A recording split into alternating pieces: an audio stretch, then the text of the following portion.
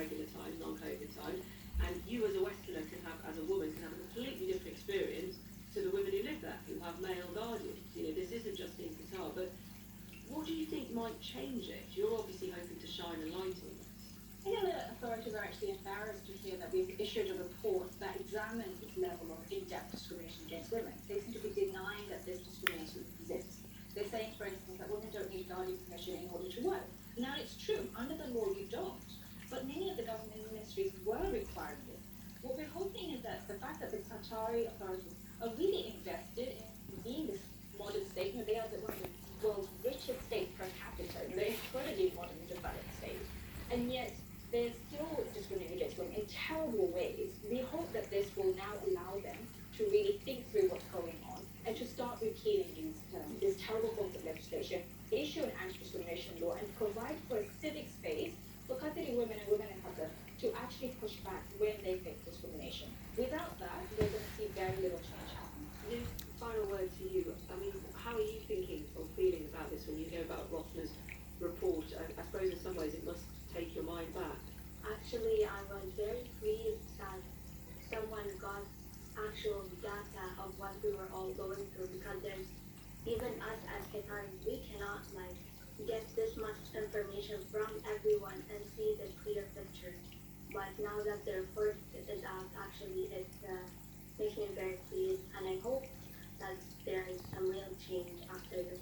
Culturally, it's inappropriate for the government to get into someone's private matters between daughters and their parents, between husbands and their wives, and they try very hard to respect that hundreds of years old boundary, which does not serve victims.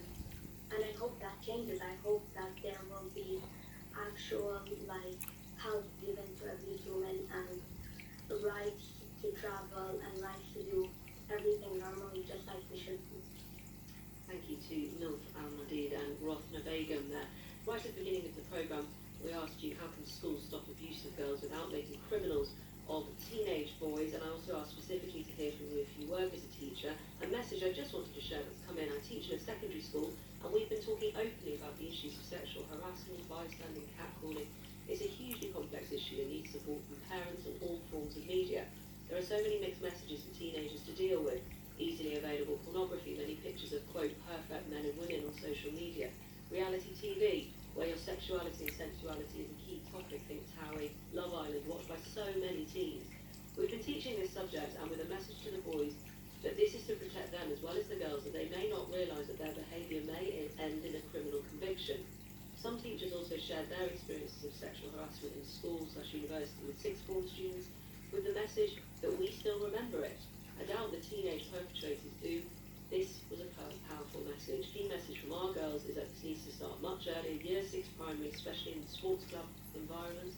I'm also the mother of teenage girls who have spoken openly about how normalised all of this is so much, and it's unreported. Thank you very much for that message from Joanne, who's a teacher. Keep those coming in. But let's now talk to Jessica Moxon, whose eldest son, Ben, is disabled. At birth, it was touch and go whether he would live, and Jessica spent most of the first year of Ben's life simply keeping him alive, learning how to feed and soothe the baby who couldn't suck or eat. Nowadays, Ben, at just 11, is thriving alongside his 2 younger siblings, and Jessica has poured it all into a wonderful memoir called The Cracks That Let the Light In, What I Learned from My Disabled Son. Jessica, welcome to Woman's App. Good morning. If Ben, as he is now, I want to start